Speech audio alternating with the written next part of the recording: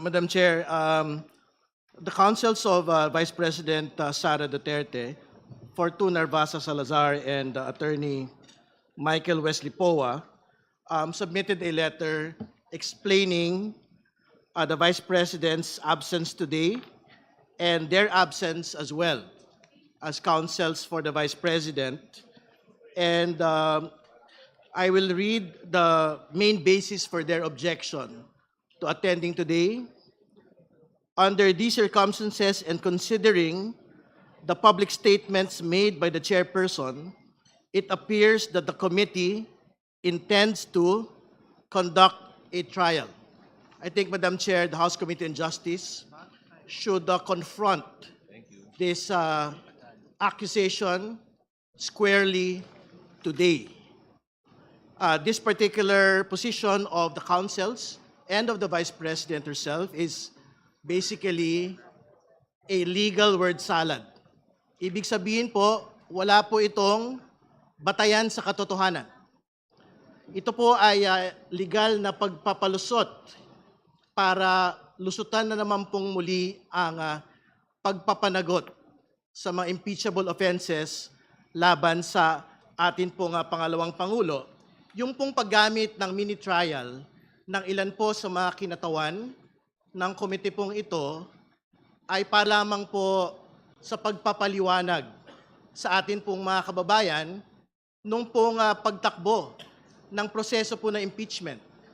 Particular, ito pong hearing proper at more particularly to make a distinction from the actual trial which will happen at the Senate.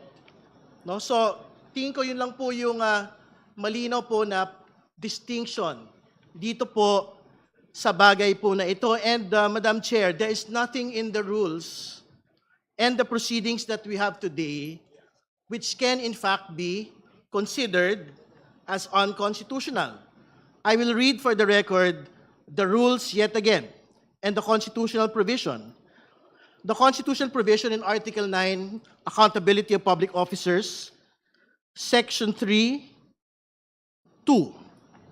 A verified complaint for impeachment may be filed by any member of the House of Representatives or by a citizen upon a resolution of endorsement by any member thereof, which shall be included in the order of business within 10 session days and referred to the proper committee within 3 session days thereafter. The committee, after hearing, this hearing, Madam Chair, and by a majority vote of all its members, shall submit its report to the House within 60 session days from such referral together with the corresponding resolution. That is the constitutional provision, Madam Chair. The rules of impeachment of the 20th Congress, Section 7, submission of evidence and memoranda. If the committee finds that sufficient grounds for impeachment exist, the committee shall conduct a hearing. This hearing, Madam Chair. The committee, through the chairperson, may limit the period of examination and cross-examination by members of the committee. The committee shall have the power to issue compulsory processes for the attendance of witnesses and the production of documents and other related evidence. These are particular provisions which guide the hearing proper today. And therefore, Madam Chair, hearing is mentioned in both the Constitution and the rules. This is the hearing proper that is mentioned in the Constitution and the rules. And part of hearing, any hearing, is the receipt of evidence. Ang sinasabi po ng mga abogado ng pangalawang Pangulo, wala daw pong karapatan ang komite pong ito sa yugtong ito na tumanggap po ng mga ebidensya. Pero alam po natin na sa mga pagdinig, bahagi po ng mga pagdinig ang pagkuha po ng mga ebidensya. Make no mistake, Madam Chair, the committee will fulfill its constitutional mandate to conduct hearings in the context of impeachment. More importantly, make no mistake, we will receive evidence during these hearings. the subpoenas of all the witnesses and documents will be issued. The subpoenas on the audit reports and congressional records will be issued. The subpoenas on the SALNs, on the bank records, on the tax documents, on the businesses, corporate records of the Duterte Carpio couple and their business interests placed in the SALNs of 2024 will be issued. We will fulfill this mandate today, Madam Chair, until the very end of these proceedings. Yun lamang po. Maraming salamat. Just for the record, the use of mini trial by some members of the Justice Committee is intended only to make a distinction between the proceeding before the Justice Committee and the trial which will happen in the Senate. Let us always be reminded that our parameter in our hearing proper is the determination of probable cause only, which means the justification to be able to proceed to trial. Again, we are not yet determining the guilt. We are not holding trial. This is just a clarificatory hearing for the purpose of determining probable cause, which will allow us to proceed to trial in the Senate. Madam Chair. That is for the record. The Madam Honorable Chair. Ko. Madam Chair. Madam Chair, a comment. The Honorable Ko and then the Honorable D.S. Puno. Madam Chair, also for the record, there is a statement released by the Office of the Vice President, no, echoing the parts of the letter issued by counsel, and again using the word quote-unquote mini trial.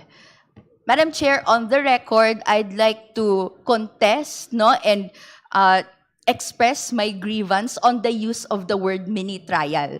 What is happening on the floor, Madam Chair, is determination of probable cause. It is a different, no, proceeding that if you also provide equivalents in how we do this in the judicial proceedings, clear naman po ang distinction ng ginagawa ng Office of the Prosecutor.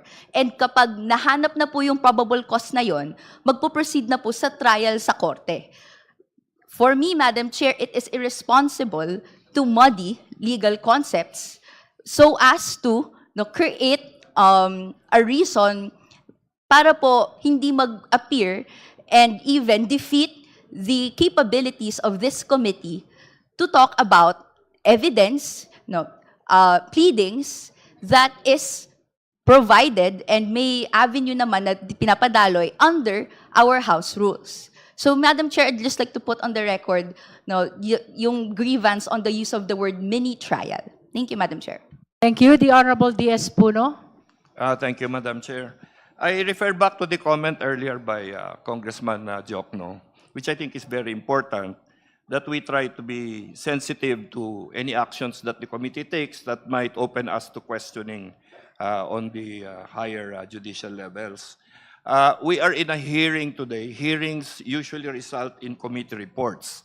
Committee reports that will not have a judgment, that will not have any statement on the true veracity of any evidence that is presented here, because that is the work and job of the Senate, in my belief. No? So the final report that comes out is not a decision, it is not a judgment, it is a committee report that is forwarded to the Senate and recommending a trial. So I believe that the distinction between whether we are having a trial or not should begin there.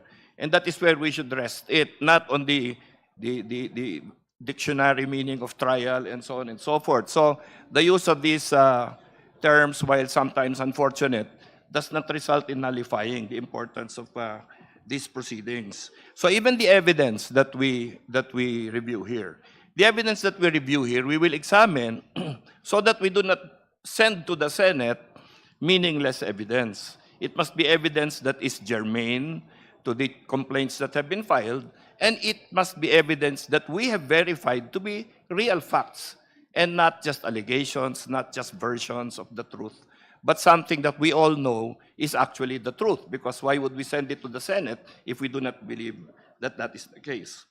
So I believe that if we clarify this in the course of our proceedings, that we are not judging any testimony, but merely verifying it for purposes of accuracy, relevance to the complaint that has been filed, and so on, and come out with a committee report in that manner, I don't think that this committee can be accused of conducting a trial, Madam Chair. Madam Chair.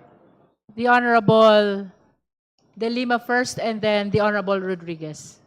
Rodriguez George. Yes, Madam Chair, just a brief reaction to the manifestation of the Honorable Representative Puno.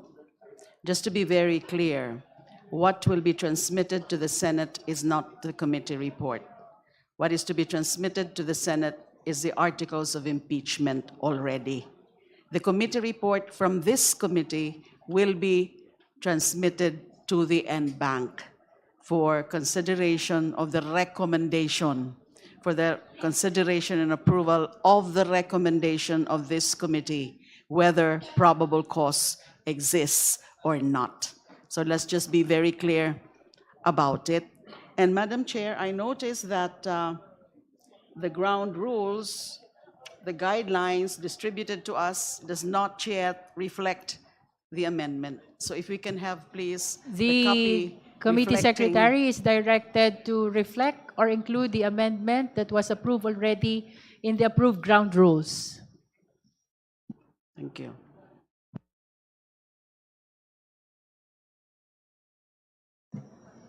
Are you finished with your manifestation, Honorable De Lima? Madam Chair, another point.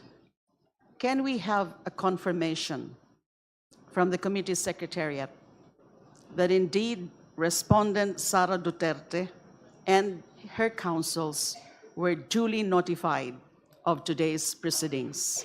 Second, if so, is there any communication or anything, a pleading, a communication filed or submitted to the committee secretariat saying categorically that they are not appearing in today's hearing or in today's proceedings?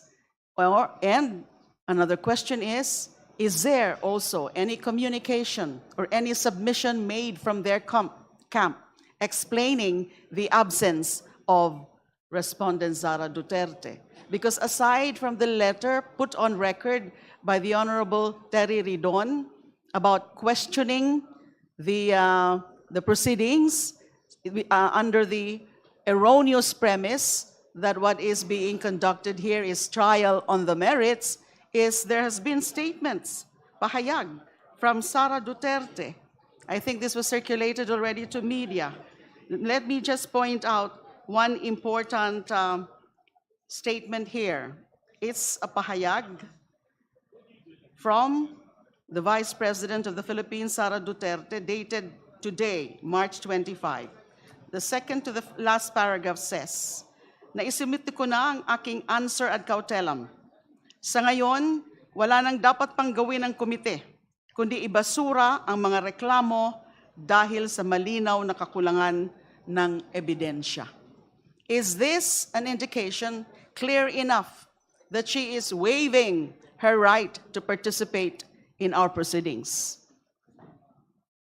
So I just wish to have that confirmation of the committee secretariat as to whether there's been any formal communication saying that they will not, whether she or by her counsel, will not participate in the proceedings before this committee henceforth. The committee secretariat is directed to report to the committee the fact of having sent the notice of today's hearing to the respondent, and whether there is a communication or a document filed in relation to that invitation, as well as the same letter which was earlier manifested by the Honorable Ridon. And if there are any other documents received from the respondent, the committee secretariat is likewise directed to report to the committee. Let's begin with the notice sent to the respondent. COMSEC, please. Yes, thank you, Your Honor.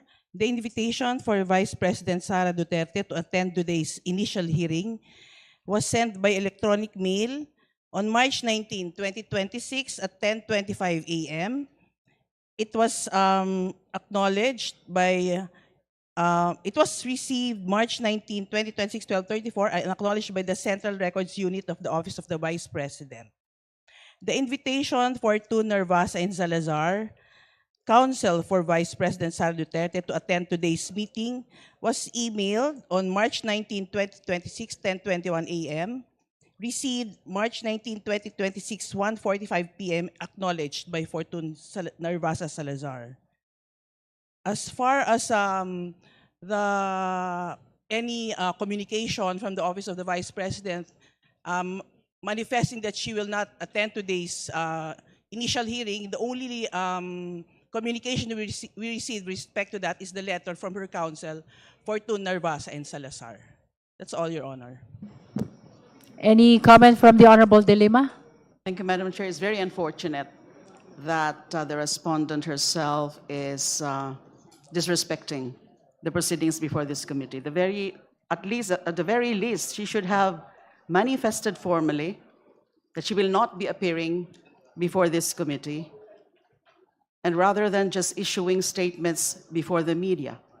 Because that letter submitted by her counsel, the Fortun Law Office, is not yet very clear there. Are they appearing or not? Show respect. They cannot just assume that this is going to be a trial.